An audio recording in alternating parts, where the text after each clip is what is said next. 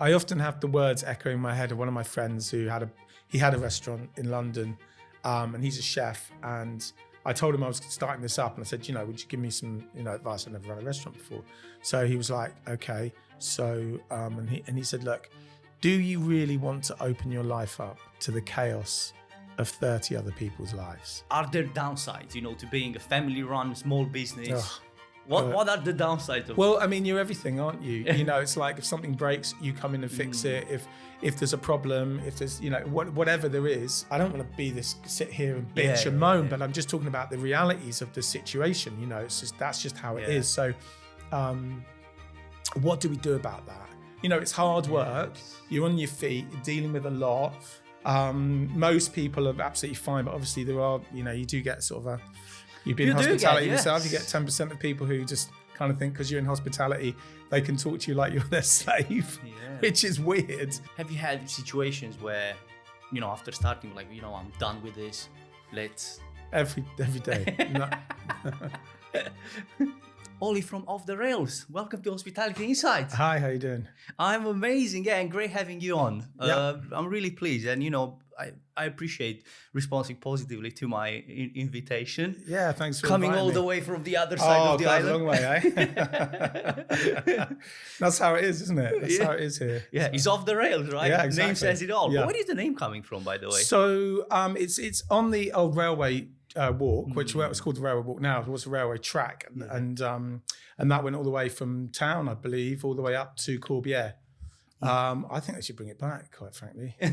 Honestly, can you imagine? Stop on the train track? It'd be amazing. Yeah, and also, can you imagine like another amazing attraction for Jersey? No, 100%. Because we do have the small train, but that's a fake train. It's not really the real maybe deal. Put some like 4x4 wheels on that train and come up the hill.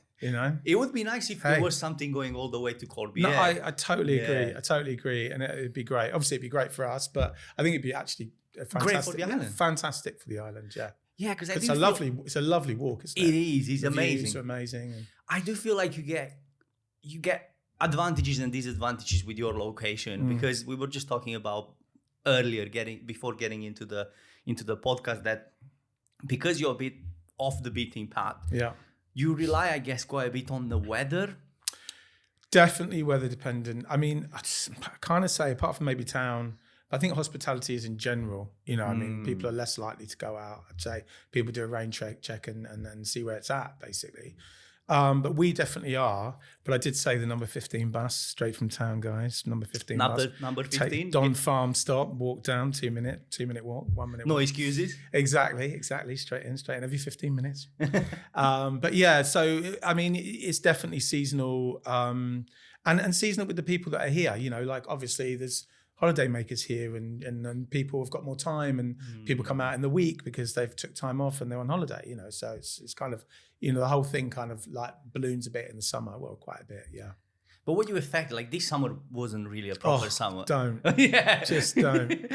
Everybody, all my pals in the industry, everyone's grumbling, because it was tough. I mean, the industry's tough. Let's not make any mistakes. It's a lot of people go, oh, look at you, you're doing it. They don't see, they're not out when it's raining and you've still got your staff on and everyone's playing. They're not out when it, so they just don't, it's like when you're out, you see it because it's out and it's nice and you see it and it's busy. When it's not busy because you're not out, you don't see that. Do you get what I mean? So it's like a perception thing. But I mean, it's a tough industry anyway, and that's how it is. So, and the islands are very seasonal, as we all know.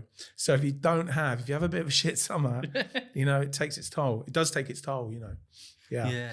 No, absolutely. I can see that being quite detrimental with the weather. That's why I asked, because I can see myself, like, I've been a few times at your place, and by the way, amazing. As I mentioned earlier, I thought it was really very decent. We do our best. But yeah, going all the way there, and especially when I go for a walk, it's got to be good weather. Otherwise, but yeah, no excuses with the bus. I get that. But then there are so many people that, especially if you are local, and I guess probably that's how you get a few of the tourists as well, because they walk past, they be like, "Oh, this is an amazing location. Yeah. You've got a nice outside area. Yeah. It's quiet. It's nice. It's different as well. It is different. I think there's something quite magical about Jersey, especially in the summer. Obviously, there were a few, a sort of a good handful of these sort of businesses, which I would say that we're very similar to. You know, there's quite a few of these quirky little businesses, like boutique. little remote areas that do kind of nice stuff or do their best or whatever it is that we all do, and they're kind of a unique environment. You know, there's not many places like Off the Rails, and not many places like you know, the Hungry Man, and there's a whole handful of them like that. I think where it helps as well. I think in your situation too, because it's a family-run business mainly, right? Yeah, I mean, you probably get people in the high season from outside, but it's mainly a family-run business. Yeah. And I guess that's what brings life to a business as well. Like, it's just, you are just so much more involved. You care more. Yeah. It's just heart and soul into it. We're not a big, you know, we're not a big sort of corporation doing that. We can be quite nimble because of that as well. So we can change things quite quickly. That's an advantage. But yeah, I remember one of my employees coming up to me and saying, you know, I really love it here because we're really treated like, you know, people. Part of the family. Part of the family. And I said, that's absolutely right, employee 251. We had a bit of a laugh, but no, it is. But you know, there is a family vibe there. We all hang out. You know, we'll have a drink together. We'll go out and do things together. You know, the team bonds a lot. You find that really tight bond with the team. But I think you do in hospitality in general. You know, because you are, you know, you spend so much time with these you're people. Spending a lot of time, and you are putting on your iron underpants, your mouth guard goes in, and it's like, come on, it's us against the world kind of thing. Now everyone puts a smile on their face and everything else, but you know, it's hard work. You're on your feet, you're dealing with a lot.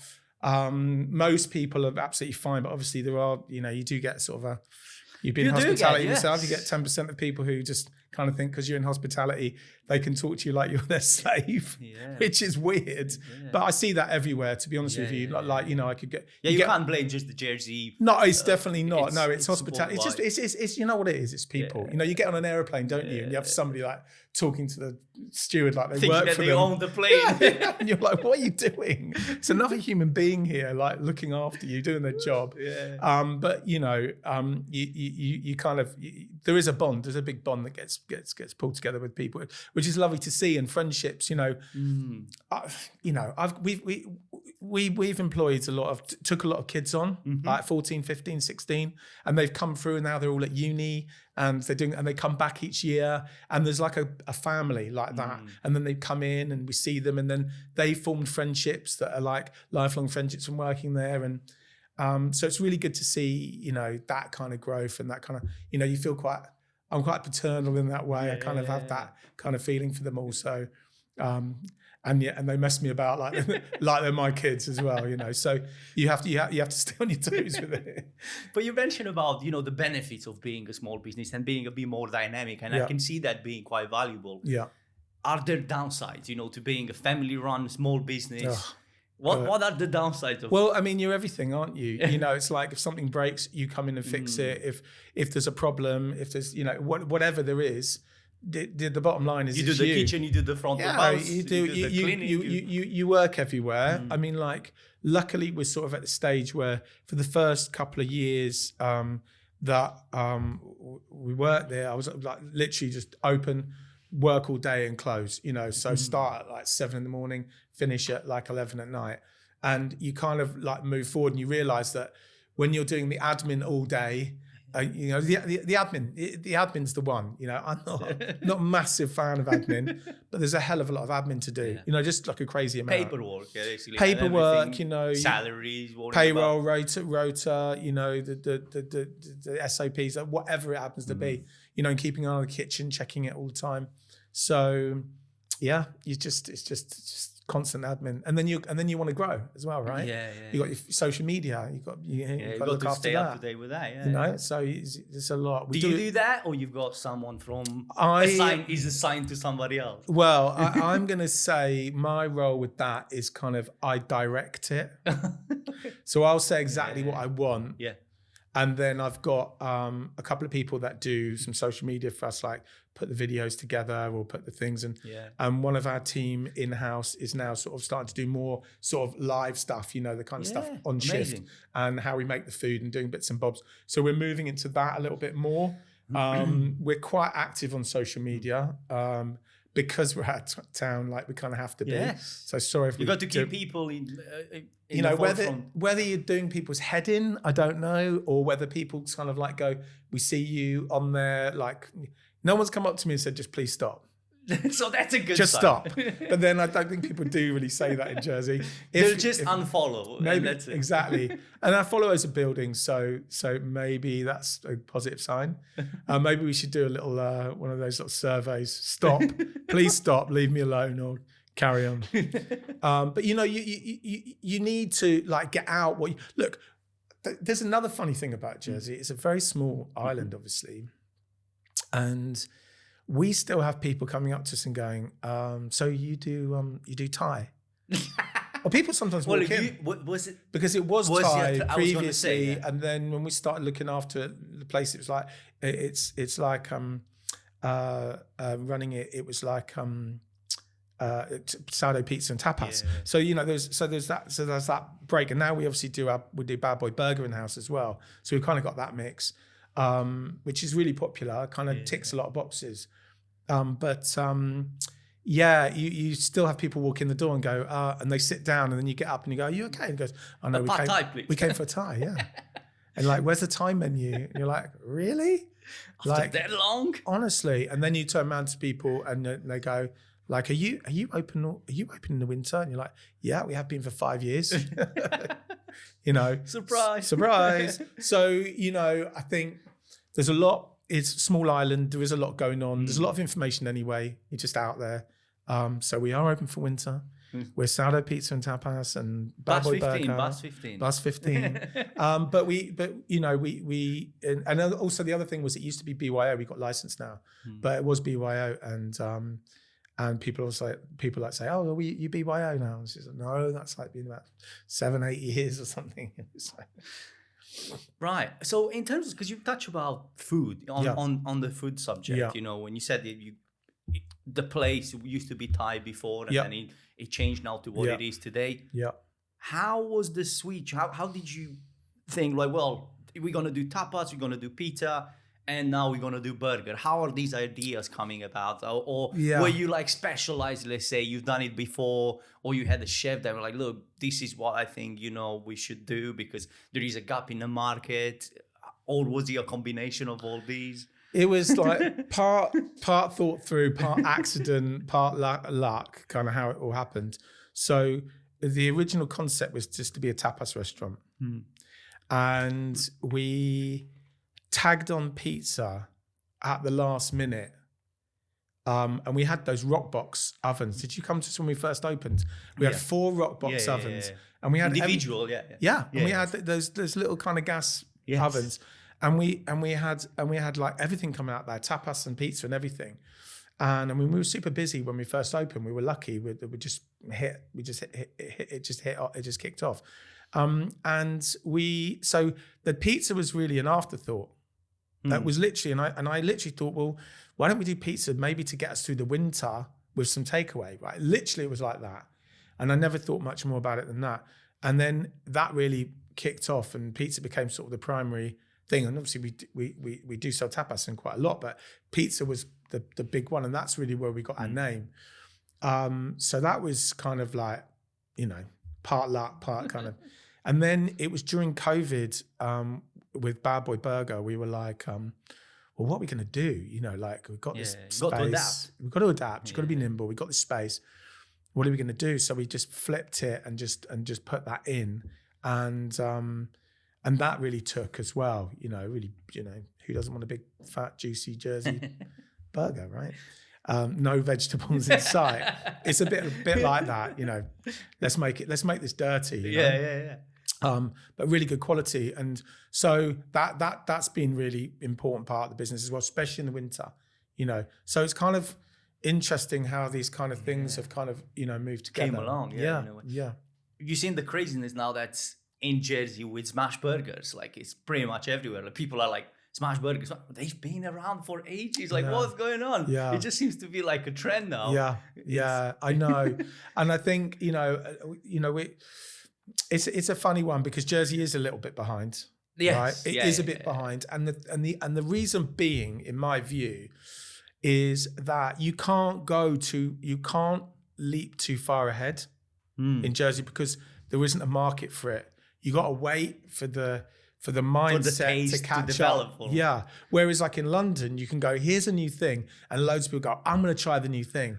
Here, that's not going to happen because the amount of people that want to try the new thing is so small. Look, and this is I see it a lot, and unfortunately, it's like you can't. Jersey is already a niche, right? True. You can't niche in a niche. You just can't. You just don't have the numbers, and people who try that, God, I wish that we could, because it'd be so more diverse and interesting, the food here. Not saying we don't do a really good job, because considering how many people are here, look how many restaurants are here, and and people do an amazing job. But can you imagine the kind of food that we could have if we could niche in a niche? Like, what would you like to see in Jersey? Like, is there something that, if let's say the market would allow, and it would be a successful thing? Is there something specific that you like to see in terms of cuisine or restaurant type? What would you try? How far would you go, for example? Yeah, it's a really interesting thing, right? How far would you go with it? For me, like, I don't know if I would niche down, right? I'd love to see the tapas thing is now coming up, isn't it? You've got there is quite a bit of competition. There is now. You've got Botana, you've got the new place, Gatto. Gatto, yeah. You've got in the market. You've got what they called in the market. I can't remember now. Oh no, Paco's. Yes, I mean, Paco's. Paco's one of my favorite places to go. Like that's where I'll go and eat. I love it because it just makes me feel like Spain. I was living in Spain for a while, and it makes me feel like I'm in Spain. Because it's there, and it's the way, even the way they have the accent as well. And the way it's the Spanish. A lot of the people that work there are Spanish. The way they deal with it, just the whole thing is, I mean, and I really like Paco. He's a really nice guy. So, I love that. And so there are that sort of tapasy vibe, and I'd love to see sort of that. I'd probably go more sort of Basque. The Basque country. I think isn't Pechi a bit of it that? It is very much. But that's a bit more high end. It's a bit more high end, and the Basque country is a bit, it has moved in that way. But that's my kind of vibe as well. I was living in southern Spain in Granada, and that's where I really got my love for tapas. But you working in hospitality, or you were just living there? I was just living there. I was doing something else. Before I came to Jersey, I was delivering training courses for young people, helping them get back into work, working with disadvantaged groups all over England, based in London. That's where I'm from. So that's what I was doing. And actually, I came over here. The States got me over here just to come in and train up some of their staff to deliver courses to the young people here. And then I just had more and more work here, and I was working all over the UK and and then I met mother, my daughter. And then how did you turn it? How did you turn your back at courses and it was move on into hospitality? It was once I'd based here and I had my daughter here and that was where I knew my focus was going to be. That was a bit of a niche. I mean, I'd done all the training that could be done, and that kind of faded out a bit as a job market kind of got more viable, and so I basically had a food truck with a friend of mine. We did a food truck called Barrio. It was like that, which means here in Jersey, neighborhood. Yeah, it means neighborhood. Oh, wow. It's in 2016. Oh, okay. I was on the island, but then probably it was like we just did a few gigs and a few festivals and a few stuff, and that was super hard work. And I came out of that and I was like, man, I wish I'd never sold that food truck. By the way, I wish I still had that, but I came out of that and I was like, I'm just not getting involved in hospitality. Just never. It's tough. Yeah, it's very tough. Yeah. And then a friend of mine, then off the rails. The opportunity came up there to run that, and then I completely ignored my sensible self, and went and did that. Are you alone into this? I'm talking like financially. When you started, did you start alone, or were you with a friend? How did that started? Yeah, we kind of. So I run the business, and then we've got like a team around that basically. That's how it works. Yeah. I just want to take a moment to tell you that if you are struggling to manage your social media for your hospitality businesses, you are not alone. At True 24 FPS, we are not just producing content for the sake of doing it. We are focusing exclusively on Jersey's hospitality industry, and we are turning your followers into loyal guests. Your attention as a hospitality business owner, manager, or head chef is leading staff, focusing on day-to-day operations, and also maybe changing menus and other things that are day-to-day challenges. But you don't have time for social media, which is still a critical part, but it just falls behind. So leave the social media and content creation side for us, because this is what we specialized in, so you can focus on what you do best. And now back to the episode. So we touch on food a bit, we touch on some of your past. Yeah. What about challenges? Like, what other challenges? What keeps you out at night these days? Keeps me up at night. Or nothing keeps you out at night? Oh Or you're my just God, yeah. Too tired for thinking about I mean, you know, look, it is a stressful business, but then a lot of businesses are. Running your own business is a challenge in itself. I remember I often have the words echoing in my head of one of my friends who had a restaurant in London, and he's a chef, and I told him I was starting this up, and I said, you know, would you give me some, you know, advice? I've never run a restaurant before. So he was like, okay. So, and he said, look, do you really want to open your life up to the chaos of 30 other people's lives? Right? And I thought to myself, you know, I was thinking, what does he really mean by that? I'm sure it'd be fine. But ultimately that's what it is. You know, you open yourself up to all the chaos in everybody else's life, right? Because, you know, everyone's got stuff going on and this, that, and the other, and ringing up, and so you kind of you have to take that on. And as a close knit family and a close knit community, you know, you've got that added sort of part of that. But you know, that is a big challenge. That's a big challenge. You know, people don't see the amount of work that just goes into managing those people and keeping that whole thing moving, and you know, disputes and squabbles and things and whatever happens to be. So there's a lot in that. That takes a lot of your energy. Yeah. Have you had situations where, you know, after starting, like, you know, I'm done with this, let's... Every day. No. Are you too deep into it now to kind of like... Yeah, I mean, it's not the easiest train to stop either. Because you're off the rails. Because we're off the rails. But, you know, it's not the easiest train to stop, because you've got... You know, you're always, you know, like how the industry works, as a lot of things, you get invoiced at the end of the month, then you pay at the end of the next month. So you're always kind of in that, you know, process, whether it's with your suppliers or your staff or whatever. So it's not the easiest train to stop. And as long as it's chugging on, then why stop it? And you know, so. Yeah, there's obviously times when you go, God, it's easier ways to make a living, you know. So I just laugh. Sometimes I just laugh. I see my friends. One of the things I've always wanted. It's going to sound really funny, but I've always worked for myself, and I've always had lots of friends of mine who have been in, you know, the finance industry or, you know, kind of well-paid jobs and different bits and bobs like that, and I see them go on gardening leave. My God. And they're like, oh, I'm on gardening leave for the summer. I'm like, what? I said, yeah, I can't work for 6 months. What do you mean you can't work for 6 months? Are they paying you? Yeah, they pay me. They pay me everything. And I'm getting a bonus, and I'm getting a redundancy, and I'm getting this stuff, but I can't work for 6 months. So for the summer, I'm just, what? Like 6 months? It's just amazing. What are you going to do with your life? Oh my God. So gardening leave. That's all I asked for. Who's going to give me gardening leave? What a great concept. And I got some of my pals that are just like continuously, they work somewhere for 2 years, and then they do the same, then they get another 3 months or 6 month gardening leave. And I'm just like, and then they go into a job better pay because they say, well, that's how much I was earning last time. I want more. And I'm like, what am I doing? What am I doing in my life? So, no, you know, there's definitely easier ways to make a living, and I just like gardening leave. That's all I want sometimes. But still time to wait. I've not heard anyone in hospitality being on gardening leave yet. No, doesn't happen. I could be the first. Yeah, you could be the first. Who knows? Yeah. How do you see the state of the hospitality industry here in Jersey? Is there something that's missing? What can be improved? Because the reason I'm asking this, because we had conversations in the past, even with Kirsten Morel, Minister of Tourism. Yeah. And what I see a challenge with Jersey, you lived in Spain, and that's going to probably bring even a better insight. Yeah. It's Jersey as an island.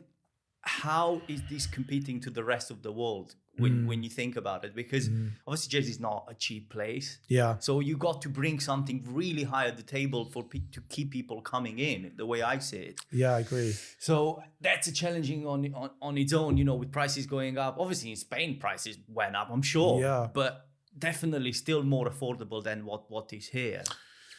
And what's in London, you know, I think we're a lot more expensive now in London. Look, it's a really hard thing. It's a really hard wave to ride or horse to get in control of, because if you put up someone's wages, right? Let's say you put up the minimum wage. Now, in a seller's market, which effectively we are in, you know, where employees can, you know, move from one place to another place, especially with the laws around licensing and residency and everything else. Once you've got your 5 years, you know, you can move around. You know, you're a commodity, an important commodity on the island. If you put the minimum wage up, and this is not me being against any of these things, it's just like saying how the dynamics work. Yeah. If you put the minimum wage up, most of the time you're putting that up, a lot of the time, for 16 to 18-year-olds who live at home and at school. And so they get this bump. They don't pay tax, right? And so a lot of them, you know, I see their wage slips, and a lot of those kids can be earning a lot more than the guys who are not on the minimum wage but have to pay tax, have to pay social, you know, have to pay all this different stuff, actually hour to hour, you know, and the guys get their tips and whatever. So if you put that price up, then ultimately I've got to put sooner or later, I'm going to, because food prices I mean, we can't even accurately predict consistently cost our dishes, because we don't know what the price of stuff's going to be the next time we order. It's literally like that. It's crazy. I don't know how it's got to this state, but it has. And I'm sure there's an economist out there that can tell us. But so you put the wage up. So I got to put and I'm not just saying me, I'm just saying a business. Yeah. They then got to effectively put their price of their goods up. If I put the price of my goods up and you're a customer, you've got to go, and that's happening all over. You've got to then go to your boss and say, I want a pay rise. Right? Because I can't even afford to go out anymore, right? Pay more for the burger. Exactly, right? So you go and get a pay rise. So then your boss gives you a pay rise. He doesn't want you to leave because you can leave. And that's going to cost them loads. So you get a pay rise, let's say. Plus the minimum wage going up. So why shouldn't I get my bump? And so on and so on and so on. So then he's got to put his prices up. So, and it just, you know, isn't that what inflation is? Isn't that what it actually is? Now, how do you get hold of that horse? Where does that end? That to me seems like a constant spiral of going up. Okay, what do you do? Everyone says, okay, stop. I thought about it. What happens? Everyone has to just go, stop. Everyone stop. Because we're going to price ourselves as a small island in this ecosystem and this sort of miniature economy. We're going to microeconomy. We're going to price ourselves out of the market in terms of the international market, where people can no longer come and afford to come and stay in a hotel, eat out here and do different things. In which case, businesses are then going to start unwinding and suffering. And then you're going to be on so what do you do about that? You know what I mean? And what is being done about that? Like, you know, it's probably above my pay grade. I can see it. I can feel it happening. I can feel it happening around me. I can feel people being disgruntled. You know, you could argue that a lot of this conversation is what just happened in the US. Don't want to get into politics now, but what just happened in the US, you know, is that disgruntled hidden underbelly of people that are just like, you know, we're not up for that. And so, or we've had enough, or we want to be able to enjoy ourselves. So you can only squeeze it so far. Right? There's only so much juice in a lemon, right? And I just think we need a strategy and a plan, and we need to be thinking about it, and we need to support the industry, because sooner or later, and again, I think both these companies do great products in their own way, Liberation Group and Randall's, for example. But sooner or later, you're just going to have Liberation and Randall's Group standing there, and all the independents will be just squeezed out. Because these guys have such a big purchasing power. When they buy bacon, comparing to you, 100%. it's probably 30-40% cheaper. And that's where your profit is, right? Yeah. That's where your profit is. So and they can name the price, right? So just go to the other guy, right? So it what's the answer? I don't know. Yeah. But there's the problem. In my view, and I don't think it's going away. And they're putting up the minimum wage again. Okay, and that's going to really squeeze small businesses again. Electricity is going up, I think 7% from next year. Electricity, food costs, I don't want to sit here and bitch and moan, but I'm just talking about the realities of the situation. That's just how it is. So what do we do about that? Are people thinking about that? What are we getting behind here? Because it's all very well just to go, let's put it's like, but what's the wider impact on the actual economy? And actually, is that going to have, you can put someone's minimum wage up, right? But if there's no employers here to employ them and there's loads of small business out of business, then who's paying them now? Yeah. The states. You get what I mean? So it's like, you've got to have it's got to be a thought through it's such process. a fragile ecosystem, the way I see it, the economy in general. I don't know too much, but you can see even from from this explanation that you put up, how challenging it is and how changing one thing here can affect something all the way there. It is a bit challenging. And in hospitality, I'm sure, there is some sort of thought. Let's say if you have, let's say you are a lawyer now, you probably don't care that much that 7%, the electricity will go up 7% from next year. It's just an afterthought. But for you, when you're already on razor thin margins, that's a lot already. It's a lot. And so I mean, I don't know what the answer to that is, but something's got to give. I mean, personally speaking, I think what's a wonderful thing about Jersey is that it's so nimble.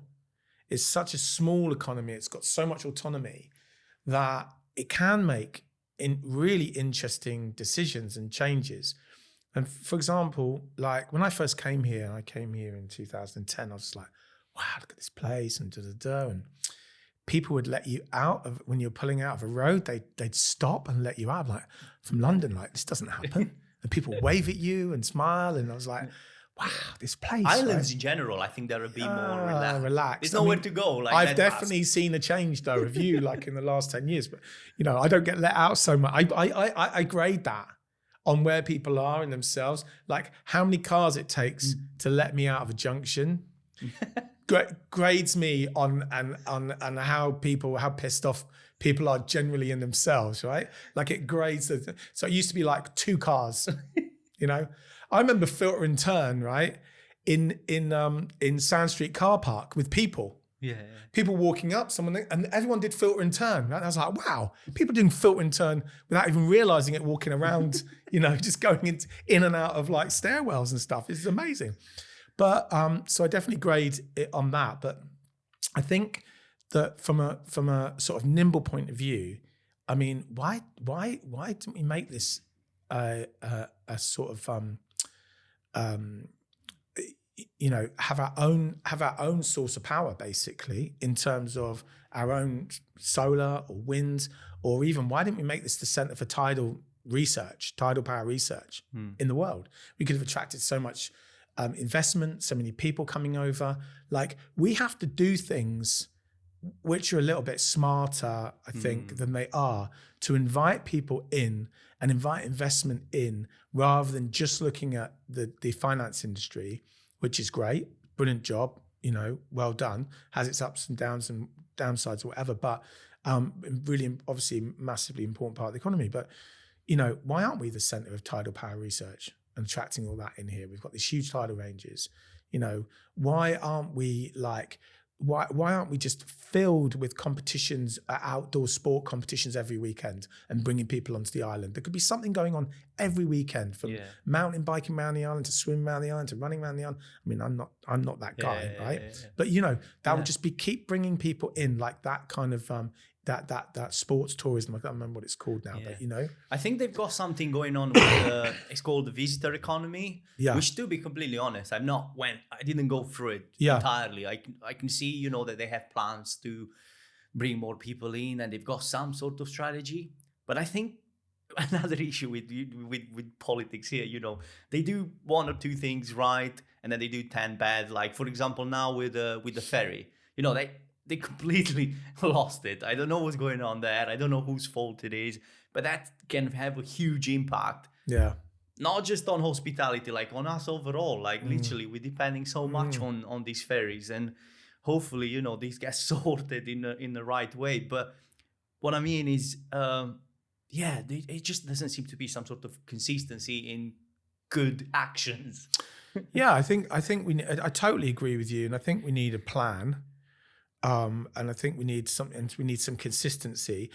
One of the problems with, basically it's a committee of individuals, right? So you haven't got a party line, you haven't got like a party strategy. Most of them independent. Not saying that doesn't have its own problems. Yeah, independence. And so basically you've got anything decided by committee just ends up a bit beige, right? You know what I mean? Yeah. No one wants. It's always a surprise kind of thing. What's going to be today? Because you don't have, let's say, 10, 15 people all the time behind an idea right from the get-go. And like pushing something forward. And also no one wants to stick their head above and go, let's do something dynamic. Let's do something courageous, do something bold. Let's do something. Let's build out a plan to build Jersey into something, because it doesn't feel like we've got forward motion.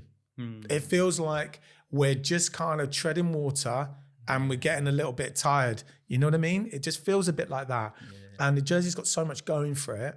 And I think we got to be careful, and we talked about pricing ourselves out of the market, but we've got to do some dynamic things, and we've got to do some nimble things. And, why isn't, like, there's one in Bournemouth, let's say a chiropractic school, right? Let's just say. I'm not saying we do that. There's one in Bournemouth, and all the chiropractors, they go to Bournemouth and they study to be chiropractors. What's the school here? Why don't we have one here? And that would have, 200, 300, 400 people that come here and study a thing, whatever it is, could be marine biology. I don't know, right? I'm just chucking stuff out there. Yeah. And then all their families come over, and then they invite more people, and and their friends, and, and they have this, and there's more community. So it's just, how can we do things to make this island into a vibrant place? Like another thing, sorry to go on, this is getting back onto the food side of things. Like, why aren't we an organic island?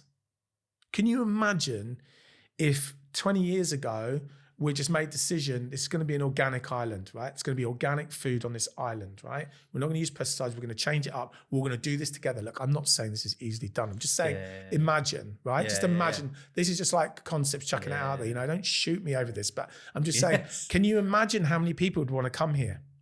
Just for that concept. The whole island is organic and produce, its own produce. Can you imagine how many people would want to come here and go, let's go there? They do organic food. That's a big market now. So again, there's no easy answers to this, but we've got to do something. Yeah. Right. No, I can see that the state needs to be almost like a facilitator, because I know there are some people that are like, well, the state needs to do these, and these. I'm like, no, not really. Like the economy should kind of like sort out itself, once you facilitate all the right paths. The environment. So yeah, exactly. Like the entrepreneur should do it, the investors should do it. The rest of it should be almost like not handheld. It should be kind of like, do it yourself. Yeah. And bring this to life. But it needs to have the right steps in place. Yeah. And the support structure, right? Yeah, exactly. The environment, the economic environment, create the support structure, create a funding model potentially, whatever it happens to be. Yeah. But something that is now, we can be a bit bold, create an environment where people can be a bit bold, So what that looks like, I don't fully know, but we need something, right? Yeah. It's like I feel maybe I'm wrong. You touch on wages, and I think because they will go up, I think they have some sort of plan. There is some sort of funds to support businesses that are struggling to pay these people. I don't know how that's gonna work, because obviously you can't do that forever. Yeah, I think it's gonna be a temporary thing. Hospitality should get a good chunk of it. Yeah, as far as I know. Yeah, but I don't know exactly how it's going to go. I guess you'll find out when. And then how do you apply for that? You probably should already know by now. Yeah. You should be already informed. And wouldn't it be better to do it the other way around, right? If you've got someone on the minimum wage, then you turn around and go, right, we would put up the wages, And if you're struggling as a person on that, you will give you a top up. Why not do it that way around? Because then the people who actually need the money get the money. Do you know what I mean? Yeah. Like, I'm not knocking 16 to 18s who are living at home and don't want to, but it's their first job. You've got to do loads and loads of support and training with them.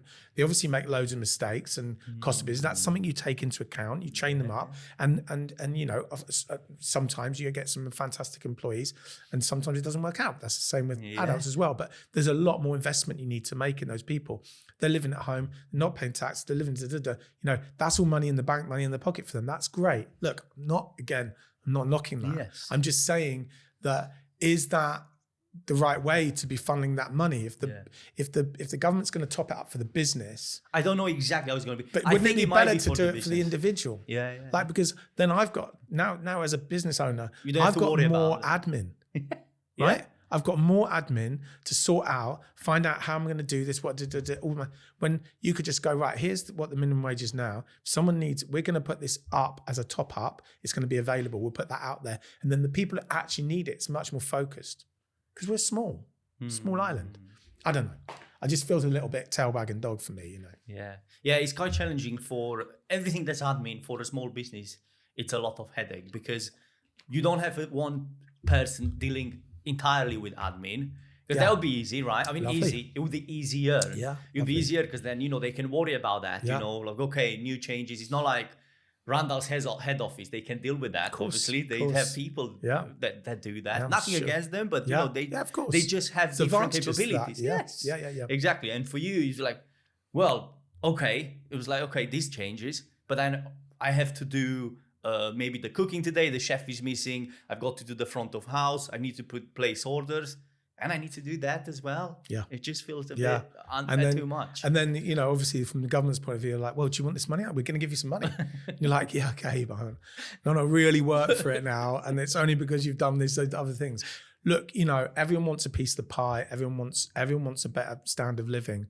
I just think that we're in a bit of a smoke and mirrors. You know, it's a bit of a false economy in a way, because, you know, like I say, all we're doing is spiraling up. We're not, you know, eventually that pay rise for you is going to be translated out because everyone's had to put their prices up because of it. And so you really know better off in real terms, right? Yeah. It's funny you say this because I had a conversation with my father-in-law, and I'm like, who you voting for? Because in Romania there'll be elections. Okay, it's like, who's paying the most? You know, my pension. Yeah. And I'm like, that's a bit selfish, you know, because, you know, you got to think about you have a granddaughter. You go, you know, to think about like long term. What if, you know, Romania goes in completely sideways? We might never return back. You know, I'm not saying that maybe we never return, no matter what, but, you know, I think it needs to be the bigger picture, not just like, well, we give you something now and then we'll figure out the rest, you know, as it comes. But, you know, everything will go down the hill from next year after the election. Yeah. But people don't see it that way. Yeah. And I'm talking here about Romania. I don't know how it's going to be Jersey, because I think we've got our own elections here in Jersey next year. Next year, yeah. I think it's 25, 26, 20. No, 20. Is it 26? I don't know. I thought it's 25, but it might be 25, 26. Anyway, it's not that. It's not that far away. We're over halfway through, I think. Yeah. It'll be interesting to see like what was done right, what was done wrong during this time. But you know, do people evaluate it like that? Do we know who's done what and how they've done it and who's done what wrong? You know, we don't. It's almost I don't really get how the sort of like the popularity of the system works. It's like, I like that person's smile on that photo. You know, it's a little bit like that. Like, what is, you know, how does that all work? And I guess people can get a bad name for themselves, and you only just see the people in the middle. You don't really you don't really know what they've done and what they're getting up to. So. And there are some people, obviously, they never change. And probably these are the people in the middle you're talking about. You know, they don't have you obviously have the front, you know, like the minister of whatever and so on. Yeah. But then there are the other ones which are full-time on payroll, years to come. Don't have to put their head above the thing, you know. And I think that's unfortunately the way it is. I mean, personally speaking, with technology now, why don't we just have like a referendum on majority of things? Why not? Why not just... Why do we have to? Why do we? I mean, this is really controversial. Right? It can be. I'm just talking about a concept. I know where this is anything to do with hospitality, but you know, it's like you know, we've got technology, people can have a vote. We've got we can ID ourselves online very easily, you know, so why can't we vote on stuff? And then would you not find law of the crowd would take us to where we're going, and people can put something together, you know, some sort of petition that means something gets a vote on. I don't know, you know, is there a new paradigm for this kind of stuff, which then has more of custodians of that process rather than, you know, handing it over to people that you don't, you know, really know about. But I mean, listen, it's a tough job. I'm just talking, I'm literally just talking about concepts and theories. You know, shoot me down. People like to send something going, you idiot, blah, blah. You know, I'm just chucking ideas around here. You know, I'm the same. I don't really know that much about politics, and I just kind of like see through my lenses. And, you know, it's stupid. Sometimes might make sense. But, you know, it's just an opinion. In the end, we other people fought for these, you know, for us to have an opinion. So why not have an opinion? And I just think, you know, it's not a job that it's a very difficult job, isn't it? Being a politician, why people want to do it. You know, there's another thing is it's a public servant. You've got all that going on. You are under fire no matter what you do. But then look, for example, like... Then take risks, you know, take risks. Do something Just go bold. for it. Just do something. I'm not sure if you've seen, like, they got some... Ports of Jersey, they got 2-3 pods that, you know, that they will be in the marina. There will be accommodation in the marina, basically, on the water. Right. What, floating? Like, yes. And I thought, you know what, that's a cool idea. Why not? Really, you know, everything that brings something interesting to the island.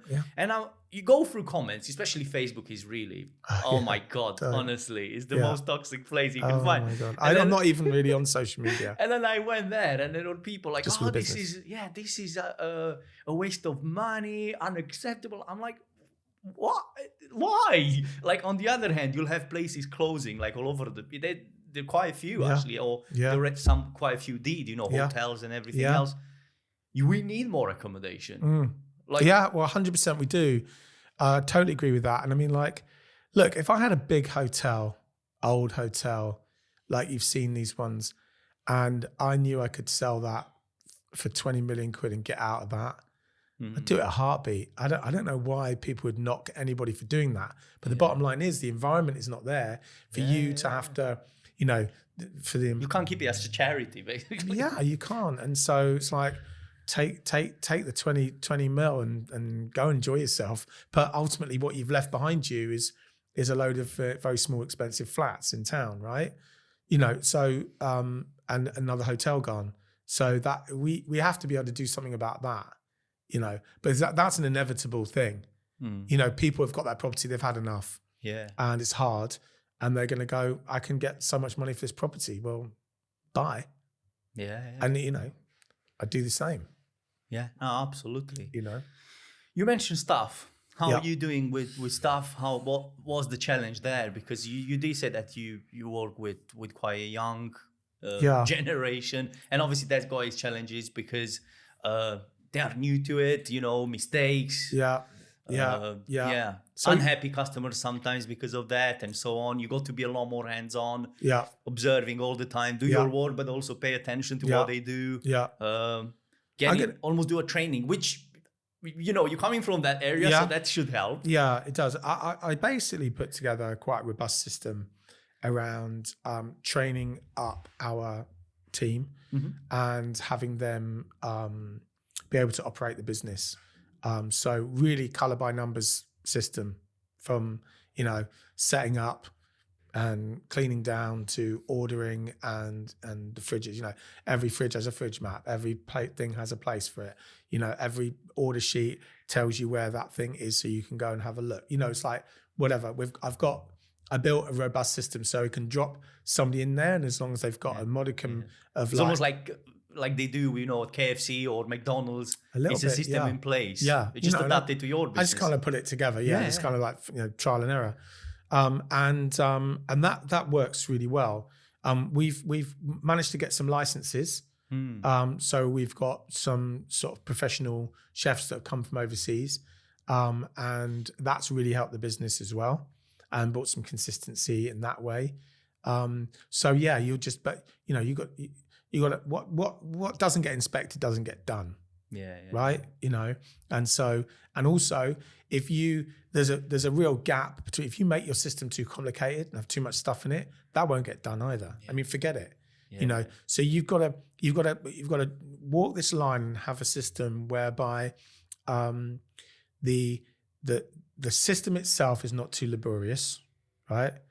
Because that gap between what you perceive should be done and what actually gets done, there's a gap. And you're never going to close that gap. So the way you close that gap, in my opinion, is you create the system that accounts for that gap. You have to be real about it. There's no point just going like, here's a million things you've got to do, right? Why aren't you doing, why are you doing 100,000 of them, right? Where's the other 900,000? People are just like, I just can't do it. Overwhelmed, just can't do it, right? And you're like, well, that's what needs to get. No, you've got to like change that up, and you've got to be realistic about what can get done, but also get the job done. So, that's the path to walk. That's the thread. That's the needle to thread kind of thing that you've got to do. So, that's how we do it. But we've been really fortunate with licenses and having some really good people come in and then take any challenges with the licenses? Yeah, there's challenges. I've got a really good friend of mine, actually, who takes a lot of those challenges away. She's called Elaine. Oh, yes. If you met Elaine? I've not met her, but I know she works with one of the clients I work with on the social media management and all that. Yeah. And she's quite good at that. She's brilliant. She does all of that. So if anyone wants to contact Elaine, get in touch with me and I'll give you her details. But she organises that and sets all that up for us and gets all the people in and takes that headache. So that's really good. And she's fantastic to work with. But yeah, I mean, there are, there's cultural differences you have to take into account, how different people do things in different ways. Sometimes a bit of a language barrier. You've got to adapt. There's another group of challenges basically. Yeah, because we do with an extension, because I think now is 9 months, isn't it? I tell you what they could do is stop changing the rules all the time. I mean, they're changing the rules all the time. So you're like, 9 months, 1 year, 3 years. You can do that. If you can't do that, you can mix that one with that one. So, I mean, and I deal with it. I'm sort of step removed because Elaine does a lot of it. But there's a lot of complications to it.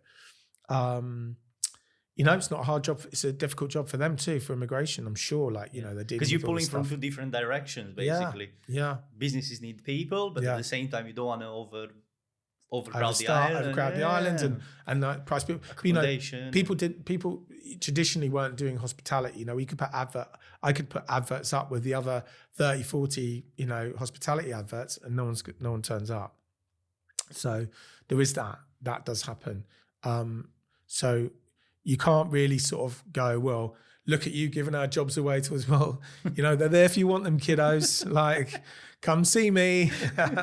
You want to work in this industry, you can get a job like that, if you're a local. So, as in when I say local, like someone's got 5 years, right? Colloquially. Come get it. Yeah, come it's get here it. for you. Yeah, exactly. It is. What are the future plans for Off the Rails? Yeah, so we've started doing quite a lot of stuff. We're going to start doing our retail arm, which we were going to start in March, but we had a few hiccups. We for Christmas we got our charcuterie boxes that go out. I mean, they're pretty special. You can see them on our social media. We also are working a lot with more corporates, and we're doing kind of high end. Corporate pinchos. You go on location? We're set up we did a big bagel brunch bar for a company. We did a huge big charcuterie for a company, all that kind of stuff. We do these kind of tapas skewer type, easy, high end ingredients, easy, not messy, easy bite food for sort of like your more high end meetings. So we've been doing quite a lot of that, working with a lot of the big law firms and a lot of the big trust companies and a couple of the big Jersey companies, utility companies as well, and doing that, and that's been going really well. So that's an area we're expanding in, and that gives us the diversity, especially in the winter. So we need it, So, but that's another skill, that's another marketing thing, that's another thing, that's another, so But that's one of our sort of areas. Yeah. Was there ever a plan to open another location? Yeah, I mean, has been, might be, you know. It's just finding the right place in the right moment. Finding the right place in the right moment, and it's like, you know, what do we do with that, and what would it be, and just kind of feeling that I just you can get one on the rails now. Yeah, exactly. Yeah, or a little off the rails, a smaller one. But no, we you know, we've talked about it, we've spun it around a few times, and things might happen. Right now, we're sort of diversifying this business, and I also run the kiosk in Kennervay Sports Centre called La Piscine. Have you been there? Have you seen that one? So we've got a grab and go coffee shop, deli. I've not been there for ages. Yeah. So do you remember upstairs? There was the cafe. Yeah. That's gone. Oh, okay. I went in COVID, and then we started. We put a bid in for the one downstairs, and that got purpose built, and so it's a kiosk. In you know where the kids' pool is, and there's those windows. Yeah. Well, that whole area now is like the seating area, and then that office, the one where you signed up to do thing, that's now opened up, and it looks out onto that seating area, and that's the grab and go. It's called La Piscine, the swimming pool. Yeah, nice. So that must be different from what you do, I guess. Yeah, so we do the production for that. Yeah. So everything we make fresh, we bake everything. So all the stuff there, you know, we don't make the crisps or whatever, but you know, all the food there we make fresh, and we make for that. So that's another part of the business as well. So we kind of have that interchangeable bit there. Yeah. For people that busy. Busy is good. Busy is good. That's what I tell my team. I say, they go, God, it's busy. And yeah, busy's good, right? Yeah. Especially this time of the year. If you get busy, then, well, do you do Christmas parties? Yeah, we do lots of Christmas parties. Yeah, it's a nice place for it. Yeah, it's good. We make it into it's like a cozy kind of chalet, kind of winter chalet vibe. For a smaller company, it's perfect. Yeah, exactly. You get the whole place for you. Yeah, exactly. People take over the place. Some people book a couple of big long. We've got these long tables, so they book a couple of big long tables. You know, have 20 there, 15, 20, whatever. So yeah, we do all of that. Yeah, and that's a really good part. I mean, roll on Christmas, right? Yeah, it's like, who doesn't love Christmas? Roll on Christmas, because January is going to be completely dead. It usually is. Yeah, people just take a break from. Yeah, it's weird. We had a really, really vibrant winter last year. We did a lot of work, because another thing we've done is at the weekend we do a brunch. Mm-hmm. So on a Saturday it's like 9:30 to 1, and then on Sunday it's like 9 to 12. So we do a brunch, and that's really popular. It's really good. We got pancakes, got a whole pancake menu. It's a bit of a different spin on the traditional. On traditional, we do a full Spanish breakfast, for example, which has got all your favorites, all your crowd pleasers, but some churritos, some shakshuka, some morcilla, some bits and bobs like that. And so that's really good. Morcilla Spanish back pudding. Have you had it? I think I did. It was one of my favorites. Yes, I think I did. It was. I must have been in Liverpool. I went for a stag do, and I think it was just across the hotel that we had the Spanish place. And we woke up in the morning, but we're all hangover. I can't remember. Perfect. But it was really tasty. I remember the whole thing being very, very tasty. Good. Yeah. So we do that. I mean, there's a really interesting conversation. When I was in Spain, if you go to Spain, you're in a room with a load of Spanish people, and just ask them what's your favorite sausage? If you could only eat one sausage for the rest of your life, churrito or morcilla, right? Spanish back pudding or churrito. And it divides the room, and it just goes off like bang. Everyone's like, "No, morcilla." One sausage the rest of your life, so you can have. So we got the brunch, and that's really good. And then we do a Sunday lunch, and that's super popular. And we've done really well with that. That's a really another thing that helps you through the winter. I've seen the pork looks. The pork looks great. we do a ribeye as well, and chicken, and a vegetarian one, a vegan one. But it comes on a sharing board, like a big board, like 1 meter board, and it's all the foods on there.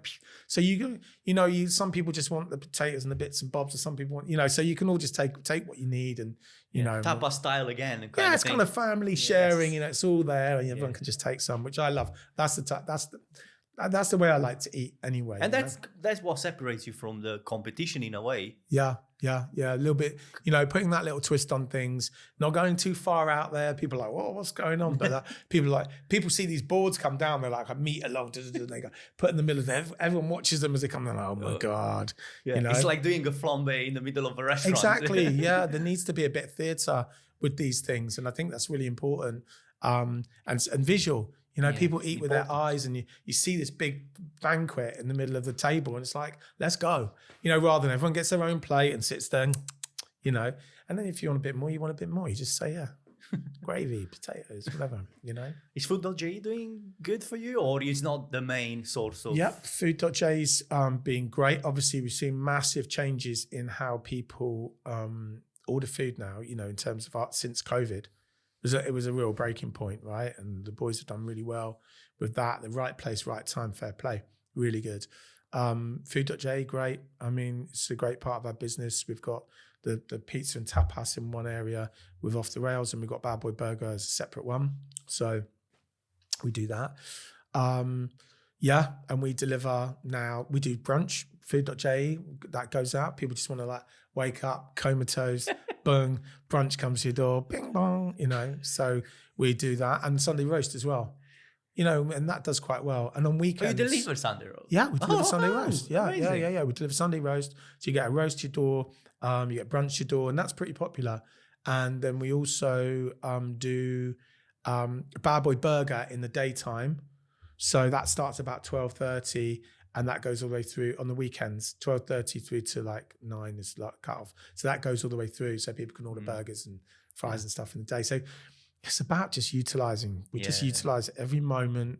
Like if it's an engine, if you're fine tuning an engine, our engine is like all the time, So it's because you got to. You just got it. You just got to take all those little moments, those little opportunities, those little niches, and just run with it. For people that want to find more about you, get in touch with you on social. You said that you're not that active. Where are you active? Sorry. Or the business? The business is really active. But I'm personally not on social okay. media. Well, I am. I've got a Facebook account, but I go on it once every 2 months. And if people want to get in touch, Off the Rails, Off you'll the Rails respond. Jersey, Off the Rails Jersey, Facebook, Instagram. We and they can contact us. And that is my social media. That's my social media presence, if you like. Not me personally like that. I'm not really interested in it at all. Yeah. For those reasons you were talking about. I'm like, I feel quite messy. Yeah. I feel for the kids today, man. I just and what it's going to look like. I've got twin boys who are 2, so I've got 2, and I've got a 10-year-old, and a 10-year-old girl, 10-year-old daughter, and 2 boys. And well, I've actually got another boy as well, but he's like 30, he's like 35 now. He's in Australia. He's one of my best mates. But I just really what kids now are going to have to deal with all that, I don't know. But then you've also got the other thing where they're finding out. It can be exploratory thing where they're finding out about food. People are cooking on there. It's good and bad, yeah. Yeah, my daughter comes up and goes, oh, I've seen this on social media, or my friend showed me this, or whatever, or my mate's daughter's like, oh, we're making these cookies we saw on TikTok or whatever. I don't even know what TikTok is. I'm bloody, but you get what I mean. So there's advantages to it. It's just there's obviously that sort of downside where people just think, I don't know. If you won't say that to someone, I look at it in a couple of ways. If you won't say that to someone's face, don't say it. Like if you won't walk up to them and say that thing, then don't say it. Don't hide behind the screen. And the other thing is all these pictures of you and people doing stuff and everything else. And if you're not prepared to go around and post that through everyone's door, take a photo of it and post that through everyone's door, because that's basically what you're doing. Don't do it. Who cares? You know what I mean?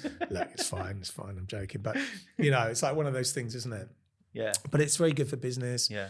It's really You've got good to use it in your advantage, not social media you to have use to, you, basically. Yeah, exactly. And just light touch. Don't get involved. Yeah. I can't be doing all that. No, there's definitely not a winning situation where you get too much involved and you kind of win. Use it for your business. Yeah. Use it, in that way. Yeah. Benefit from it as much as possible. Yeah. Because they definitely make their money.